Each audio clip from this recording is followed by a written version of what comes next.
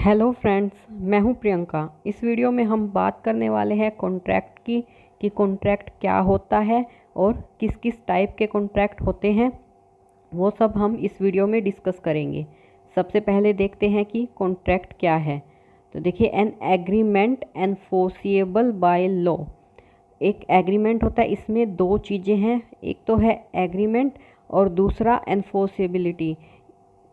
Agreement होना चाहिए और वो एनफोर्सेबल बाय लॉ होना चाहिए, तब वो कॉन्ट्रैक्ट बनता है।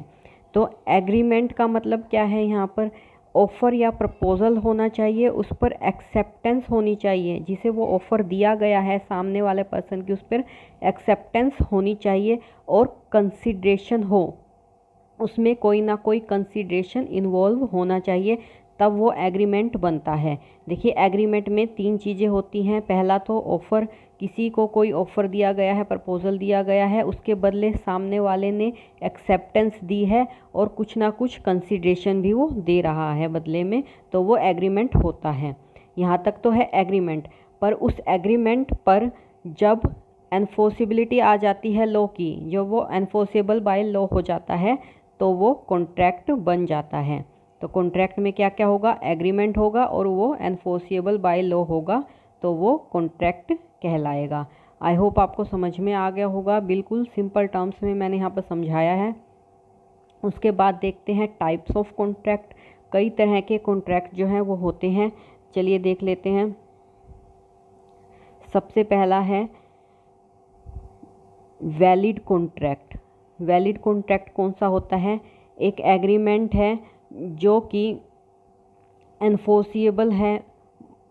An agreement which is binding and enforceable is a valid contract.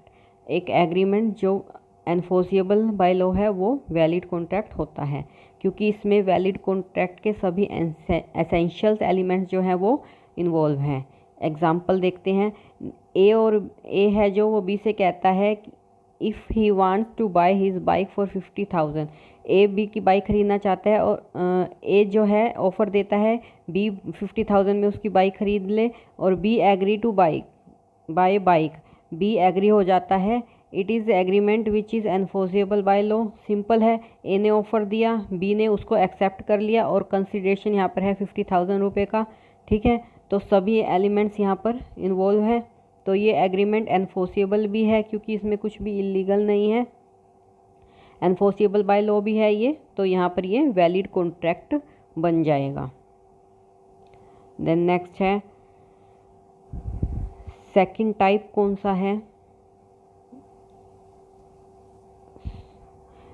Void contract. एक contract which ceases to be enforceable by law become void when it ceases to be enforceable। एक contract है जो वो ceases to be enforceable by law हो जाता है, तो वो void हो जाता है कि लॉ द्वारा जो वो है ceases हो जाता है। कोई ना कोई ऐसी वहाँ पर घटना हो जाती है कि वो कॉन्ट्रैक्ट जो हुआ था उसे सीज़ करना पड़ जाता है, या वो परफॉर्म नहीं हो सकता, कोई दुर्घटना हो जाती है, या जो ऑफरी थे उनमें से किसी की डेथ हो जाती है, जिससे कि वो कॉन्ट्रैक्ट परफॉर्म नहीं किया जा सकता, तो इस कारण वो सीज़ बाय लॉ हो जाता है। Thus a void contract is one which can not be enforced by a court of law. जो कि एनफोर्स नहीं किया जा सकता कोर्ट ऑफ लॉ द्वारा, वो वॉइड कॉन्ट्रैक्ट हो जाता है। एग्जाम्पल है, A contracts with B for the supply of 10 tons of sugar. एक जो है बी से, जो कि फैक्ट्री का ओनर है, उससे कॉन्ट्रैक्ट करता है कि वो उसे 10 टन शुगर दे, but before the supply is effected the fire caught in the factory and everything was destroyed. लेकिन जो है वो उसको सामान देता उससे पहले ही क्या है, फैक्ट्री में आग लग गई, वहाँ पर सब कुछ जलकर राख हो गया, जिस वजह से क्या है, अब ये टाइम पर पूरा नहीं हो सकता, दुर्घटना हो गई जिसकी वजह से पूरी फैक्ट्री जल गई है, तो वो बी यहाँ पर जो है सप्लाई गुड्स की नहीं कर सकता है ए को, तो ये एनफोर्सेबल बाय लॉ नहीं रहा है, तो यहाँ पर ये वॉइड कॉन्ट्रैक्ट हो जाएगा।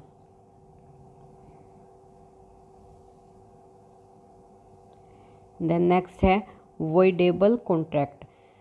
वॉइडेबल कॉन्ट्रैक्ट में क्या होता है कि किसी सामने वाले पर्सन की कंसेंट फ्री नहीं होती। जब मान लो उससे डरा धमका कर या किसी गलत तरीके से फ्रॉड से उससे कंसेंट ली है और बाद में वो ये क्लेम कर देता है कि उसे डराया गया था, उसकी कंसेंट फ्री नहीं थी, उस पर दबाव डाल के कंसेंट ली गई थी, तो उस एग्रीव पार्टी के ऑप्शन पर जो कॉन्ट्रैक्ट जो है वॉइड किया जा सकता है, कॉन्ट्रैक्ट जो है तोड़ा जा सकता है, वो वॉइडेबल कॉन्ट्रैक्ट होता है। An agreement which is enforceable by law at the option of one or more parties thereto but not at the option of the other or others is a voidable contract. जो एक party के कहने पर जो है enforceable by law नहीं होता, but जो दूसरी पार्टी है उसके कहने पे नहीं होता, जो अफेक्टेड पार्टी है कहने का मतलब है उसके कहने पर वो जो है कॉन्ट्रैक्ट तोड़ा जा सकता है।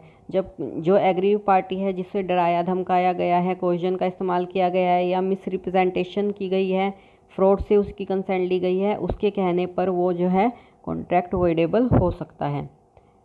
यहाँ पर 3 पॉइंट है। फर्स्ट है when the consent of party is not free.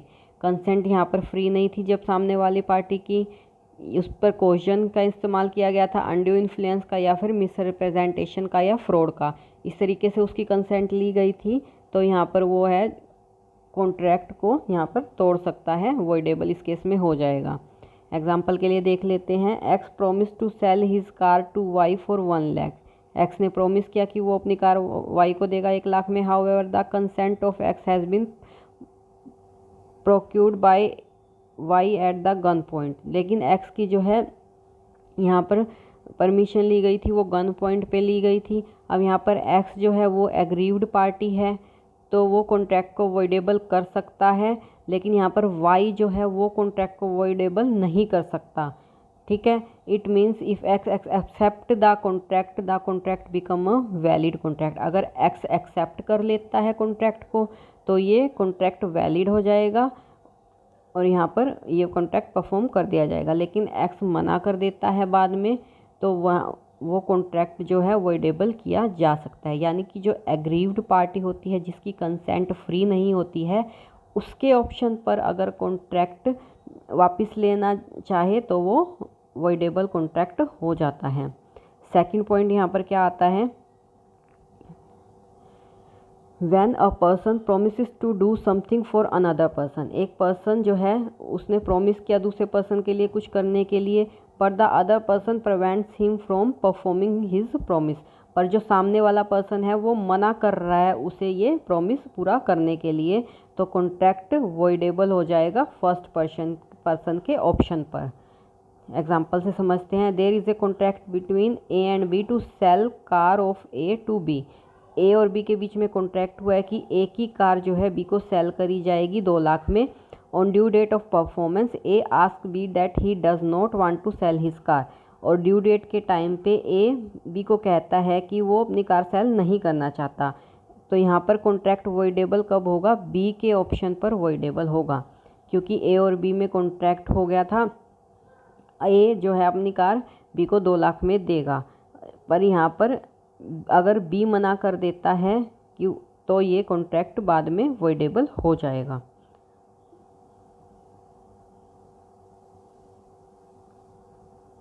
Third point है when a party to a contract promise to perform a work with in a specified time could not perform with in that time the contract is voidable at the option of promisee. अगर कोई जो है अपने time period जो उसने time period दिया होता है कॉन्ट्रैक्ट पूरा करने का, उस टाइम पीरियड में वो कॉन्ट्रैक्ट पूरा नहीं कर पाता, तो वहाँ पर भी एग्रीव्ड पार्टी जो है वो वॉइडेबल कर सकती है कॉन्ट्रैक्ट को।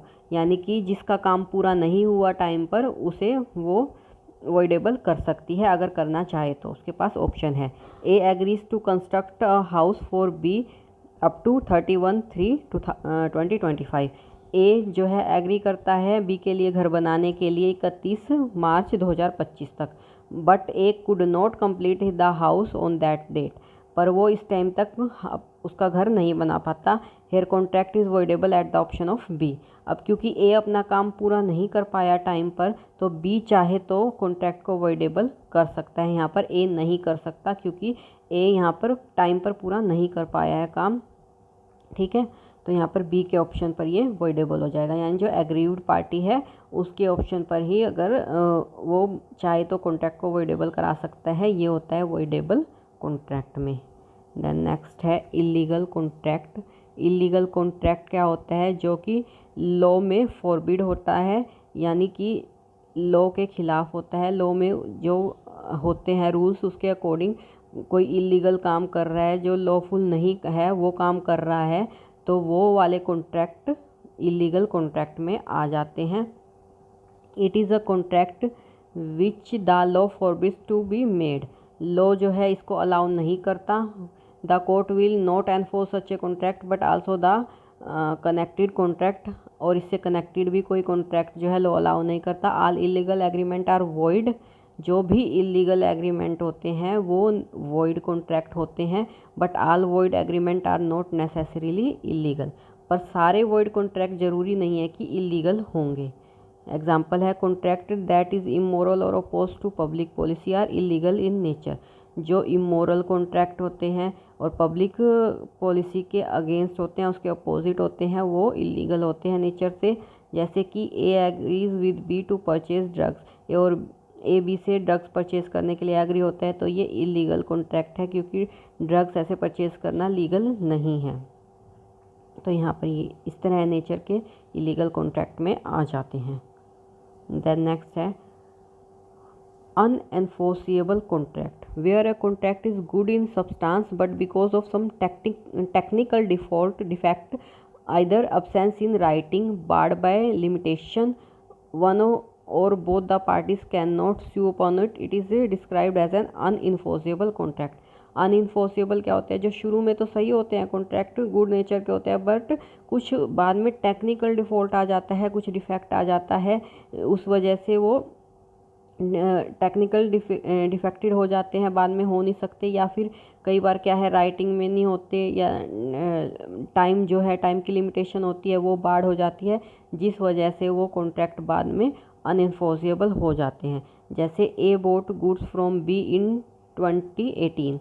ए ने बी से सामान खरीदा था 2018 में, बट उसने पेमेंट नहीं की 2022 तक, तो बी यहाँ पर ए के ऊपर स्यू नहीं कर सकता, क्योंकि क्या रूल होता है कि जो डेब्ट्स होते हैं वो 3 साल तक के अंदर गुड डेब्ट्स में आते हैं। 3 साल तक उनसे पैसे वापस ले सकते हैं। 3 साल से ज़्यादा हो जाए तो उसके बाद वो बैड डेब्ट्स में आ जाते हैं। उसके बाद लॉ के अकॉर्डिंग उनसे पैसे नहीं ले सकते। लॉ में 3 साल का ही प्रोविज़न है, ठीक है। तो इसके अकॉर्डिंग क्या है, यहाँ पर 3 साल हो चुके हैं, तो अब वो बी स्यू नहीं कर सकता। 3 साल से पहले वो स्यू कर सकता था, ठीक है। तो यहाँ पर ए गुड डेब्ट becomes unenforceable after the period of 3 years as barred by limitation act. तो एक्ट के अकॉर्डिंग 3 साल से ऊपर हो चुके हैं, तो यहाँ पर जो है टाइम बार्ड हो गया है, टाइम बार्ड डेब्ट हो चुका है, ये इस पे स्यू नहीं किया जा सकता। अब ये अनएन्फोर्सेबल कॉन्ट्रैक्ट में आ जाएगा। तो यहाँ पे थे कुछ टाइप्स, ये आई होप आपको समझ में आ गए होंगे। और भी कुछ टाइप्स है कॉन्ट्रैक्ट के, वो नेक्स्ट पार्ट में हम करेंगे। वीडियो अच्छी लगी हो तो लाइक करें, शेयर करें। Thank you so much.